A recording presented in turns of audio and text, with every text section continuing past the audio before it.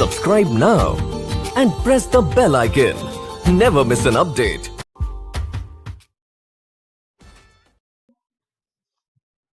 देखिए ABD एक समकोण त्रिभुज है जिसका कोण A क्या है, समकोण, और AC लंब दिया हुआ है BD पर।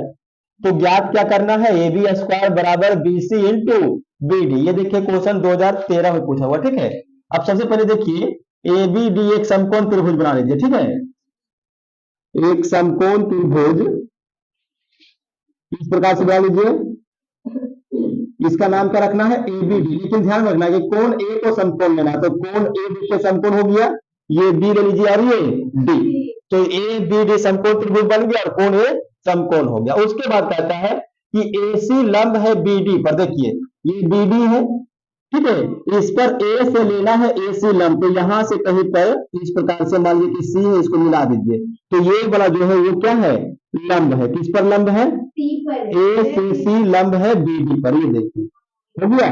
अब सिद्ध क्या करना है, AB का स्क्वायर, AB का square equal to BC, B से C इंटू B से D, ये सिद्ध करना। अब यहाँ पर ध्यान दीजिएगा, देखिएगा दो त्रिभुज इसमें देखिए, त्रिभुज लीजिए A B C और त्रिभुज लीजिए A B D। ये दो त्रिभुज आप लीजिए, ठीक है, त्रिभुज ABC और त्रिभुज ABD में। ध्यान दीजिएगा, देखिए दोनों त्रिभुज में AB भुजा, ध्यान दीजिएगा AB और AB दोनों में वही आएगा। बोलिए, देखो अगर हम ABD लेंगे बड़ा तो AB आ रहा है, ABC लेंगे तो भी आ रहा है। उसके बाद कोण ABC में देखिए, ABC में ये बड़ा, देखो इधर समकोण इधर भी समकोण ही रहेगा ना। तो एक कोण समकोण है कौन सा, C, इसमें कौन समकोण है A, यानी कि 90 डिग्री, ठीक है। उसके बाद देखिएगा कोण B और कोण B है होमोनिस्ट, बोलो, ठीक है। कोण B इसमें भी आएगा और कोण B पूरा में भी आएगा। अब बात कीजिए, अगर किसी त्रिभुज का दो कोण और एक भुजा बराबर हो तो इसको हम क्या बोलेंगे, A समरूपता से। त्रिभुज क्या हो गया, समरूप। तो ABC समरूप हो गए त्रिभुज ABD। अब बात कीजिए, अगर त्रिभुज समरूप है तो उसका संगत भुजा समानुपात है। अब इसमें देखिए ध्यान दीजिएगा, ABC में लेते हैं AB भुजा। अब ध्यान दीजिएगा, समझिएगा ABC ये बड़ा त्रिभुज, देखिए ये समकोण है, तो समकोण के सामने कौन सा भुजा होता है, कर्ण। तो अगर हम त्रिभुज ABC का कर्ण ले रहे हैं तो ABD का भी कर्ण लेना पड़ेगा, संगत भुजा, ठीक है। तो ध्यान दीजिएगा, देखिए ABD का ये समकोण, सामने कर्ण कौन होगा, BD, तो बटा BD, क्लियर। उसके बाद देखिए यहां से ले लीजिए BC, ये किसका BC लीजिएगा, ये त्रिभुज छोटका बड़ा त्रिभुज में, ठीक है, B से C। तो B से C किसका काम करेगा, देखिए ये समकोण है, ये सामने है, ये लंब है, तो ये क्या है, आधार है। तो आधार होगा ना, देखो ये समकोण है तो ये सामने कर्ण है और ये क्या है, लंब, तो ये आधार बच गया। तो ये आपका आधार है, किसका आधार, ये छोटा बड़ा त्रिभुज ABC का। तो हम लोग आधार ले रहे हैं BC, तो बड़ा वाला का भी आधार लेंगे। अब देखिए ये समकोण है, ये लंब है, तो आधार क्या आएगा, AB, आधार AB। अब गुना कर दीजिए, देखिए AB गुना AB, तो AB का स्क्वायर, फिर BC गुना BD, यही सिद्ध करना था। चलिए ये प्रूव हो गया, कोई दिक्कत इसमें, चलिए नोट कीजिए। देखिए दो समरूप त्रिभुजों का क्षेत्रफल 36 सेंटीमीटर स्क्वायर और 81 सेंटीमीटर स्क्वायर है। तो यहां पर लिख देते हैं, दिया हुआ है दो समरूप त्रिभुज का क्षेत्रफल। देखिए मान लीजिए कि एक त्रिभुज बन जाएगा, माना कि एक त्रिभुज ABC तथा दूसरा त्रिभुज DEF है, ठीक है, दो त्रिभुज हो गया।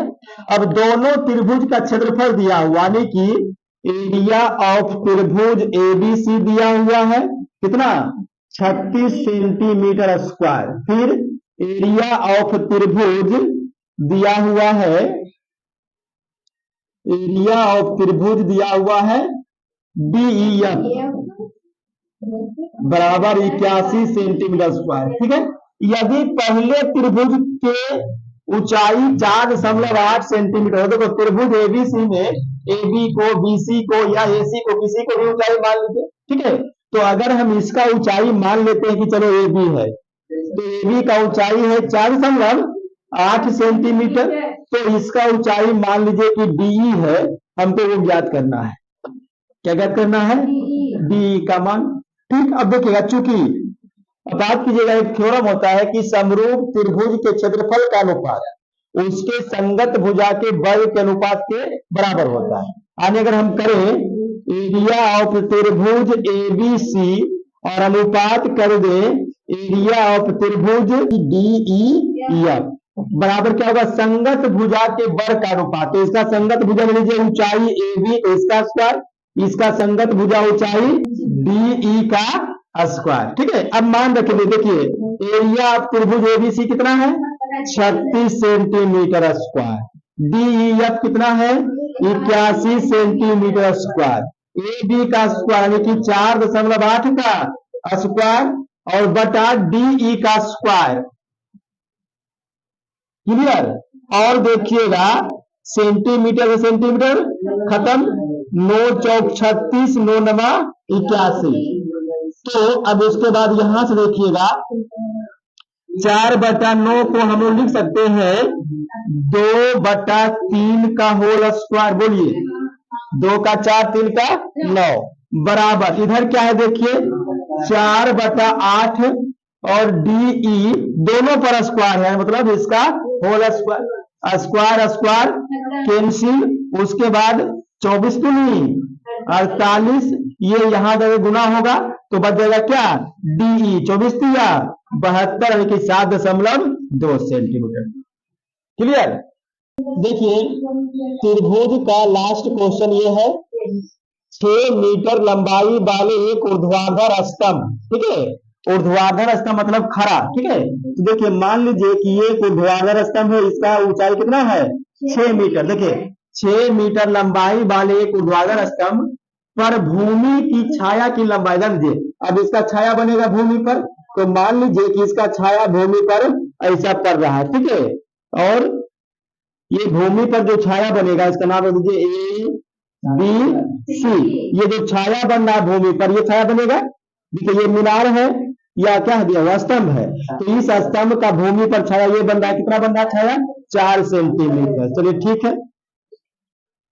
उसी समय एक मीनार की छाया की लंबाई, तो एक और मीनार बना लीजिए, तो एक मीनार बना लीजिए, इसका रख दीजिए नाम डी ई।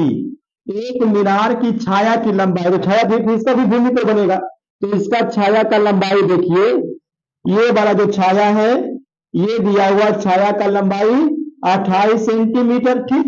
तो इसका ऊंचाई क्या होगा ये ज्ञात करना है, ठीक है।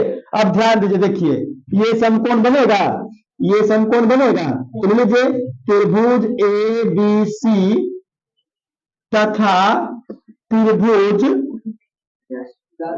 डी ई एफ में कोण बी बराबर कोण ई बराबर कितना? 90 डिग्री समकोण, ठीक है। अब यहां पर ध्यान देखिए बच्चा, पता है कि 6 मीटर लंबाई वाले एक ऊर्ध्वाधर स्तंभ की भूमि पर छाया की लंबाई 4 सेंटीमीटर है, उसी समय एक मीनार की छाया की लंबाई 28 सेंटीमीटर है। आइए जितना समय में ये 4 सेंटीमीटर का बनता है उतना समय में 28, यानी कि दोनों का टाइम बराबर, दोनों का उन्नयन कोण भी क्या देगा?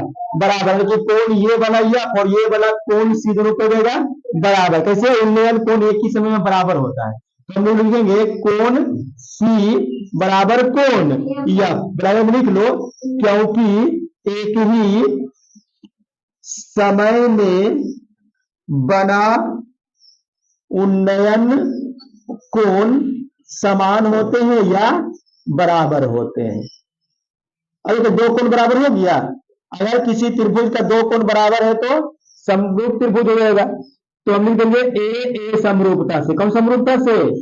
ए समरूपता से त्रिभुज ए बी सी समरूप त्रिभुज डीई एफ। बात कीजिए, समरूप त्रिभुज का संगत भुजा समानुपाती, यानी अगर हम लेते हैं त्रिभुज एबीसी का बीसी, तो इसका क्या लेंगे ई एफ। अगर इसका लेते हैं ए बी तो इसका क्या लेंगे डी। ठीक है, उसके बाद देखिएगा मान रख दीजिएगा यहां से। अब उसके बाद देखिए यहां पर इसका मान रख दीजिएगा तो हो जाएगा बी से सी। बी से सी कितना है जी 4 सेंटीमीटर बटा ई से एफ कितना है 28 सेंटीमीटर। उसके बाद ए से बी कितना है 6 मीटर बटा डी से ई। डी से ई ऊंचाई मीनार का ज्ञात करना है तो यच रख लीजिए। और देखिए सचो के और इधर कर दीजिए यहाँ 7 हो जाएगा सचक 42 तो यह देगा 42 मीटर। यानी मीनार का जो ऊंचाई होगा वो 42 मीटर हो जाएगा। ठीक है, तो त्रिभुज का जो 100 टाइप क्वेश्चन आंसर था क्वेश्चन बैंक का वो सब समाप्त हो गया। नेक्स्ट हम लोग पढ़ेंगे नियामक ज्यामिति।